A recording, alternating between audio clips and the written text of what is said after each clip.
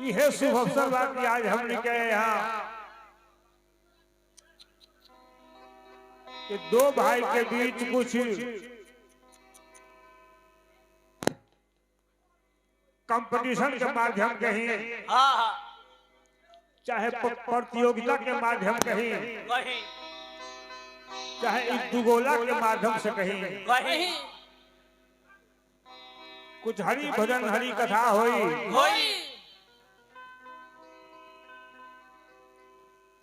तमाम यहाँ के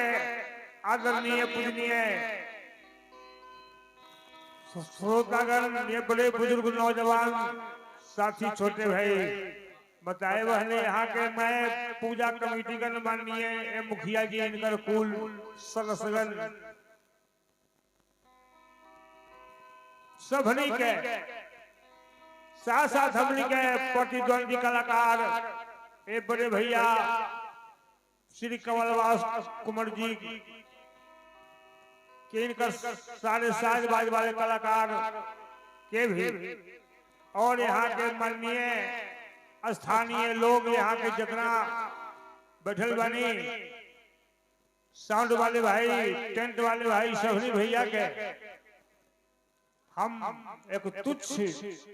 अनपढ़ गंवार मूर्खिया नारी चौपट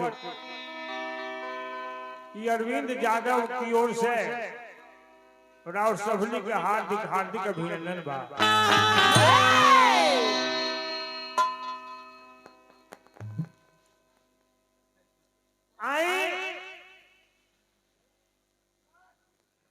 ये गीत संगीत और साहित्य और शास्त्र के बात अथाह में अथाह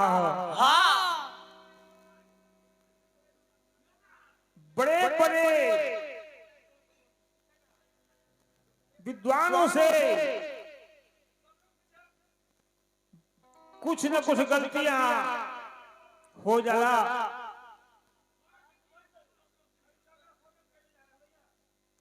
हम अरविंद यादव जैसा अनपढ़ गंवार से लाखों लाख बार गलती हुई, क्षमा करते हुए हिंदू धर्म के पालन करते हुए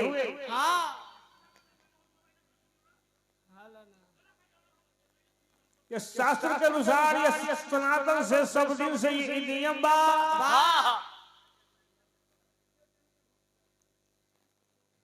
कि ये मंगल कार्य कर्म में, पूजा पाठ में, जगजाप में और पढ़े लिखे वाला विद्यार्थी खातिर, बिजनेस व्यवसाय खातिर के, सबनी खातिर के संसार में सबसे पहला पूजा दानियों में दानी महादानी भोले दानी के पहला लड़का जिनका नाम दादा गणेश जी है, जिनकर चूहा के सवारी है, हाथी के मस्तक है, लमहर को पेट है लेकिन वो पेट उनका टेढ़ा मेढ़ा है। कहा कि वक्रतुंड महाकाय सूर्यकोटि समप्रभ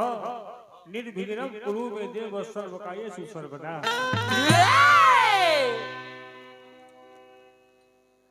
आए हमने के भक्तजन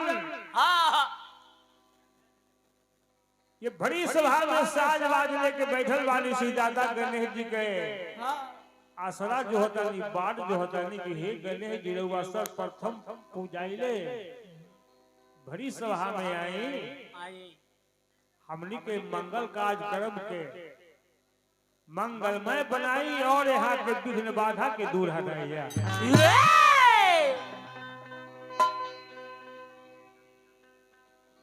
कहता भक्त से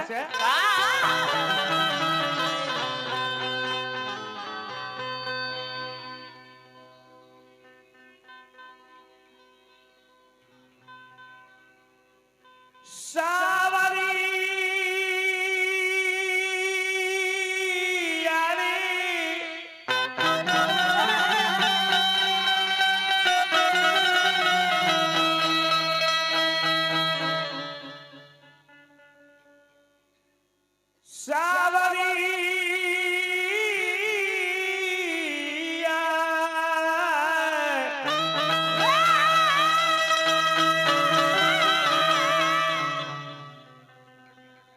सावरिया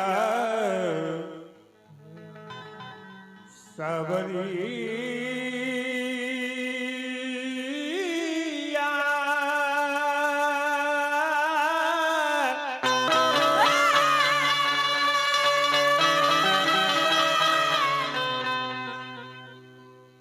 सावरिया सावरिया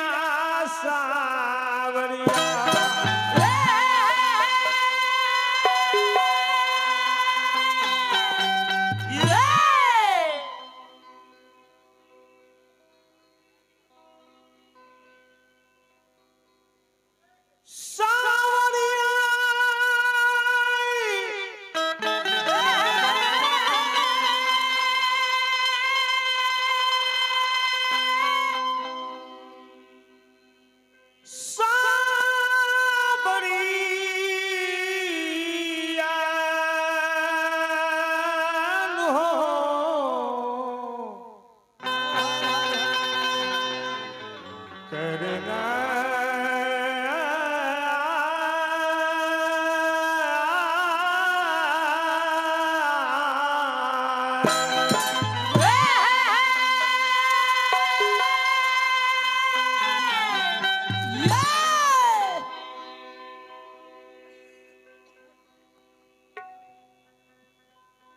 जय गणेश मंगल करना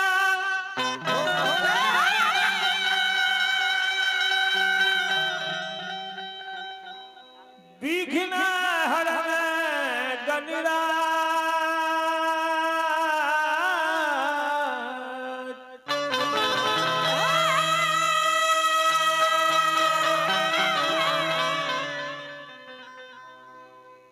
एक दंत करी बर बदली सिद्ध करे हो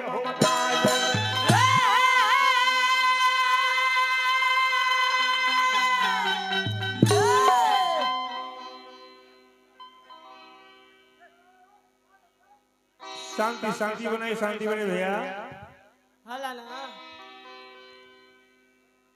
हालात करे तो कुछ बुझाई ना अगर कुछ बुझाई ना तो गीत गनोई के मजा आई ना ये जहाँ बानी शांति से बैठी आनंद नहीं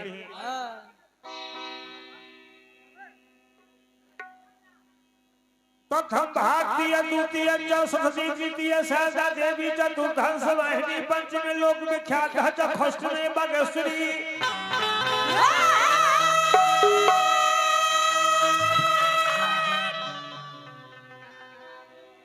सप्तमी में भद्रकाली चौथ में ब्रह्मचारिणी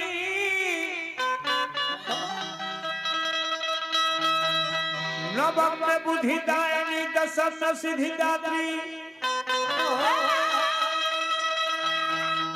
एकादश में चंद्रमुंड द्वादश में भुवनेश्वरी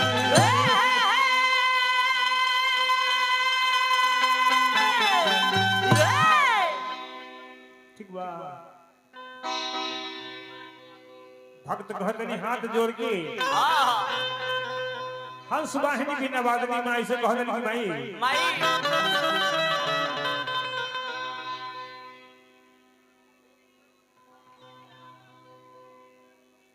जय हो मैया सरस्वती मैया मैया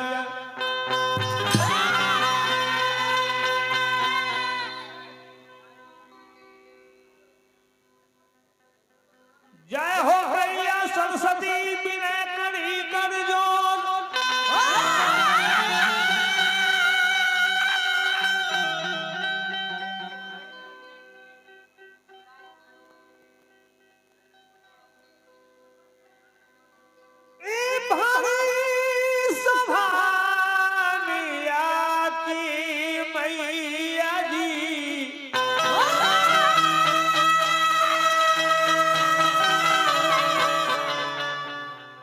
कंठी विराज हो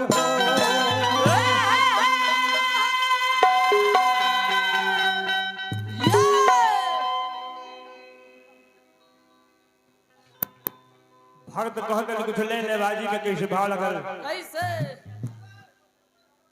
सिद्धांता गणेश जी सर्जी करते नहीं कहते नहीं बाबा ए बाबा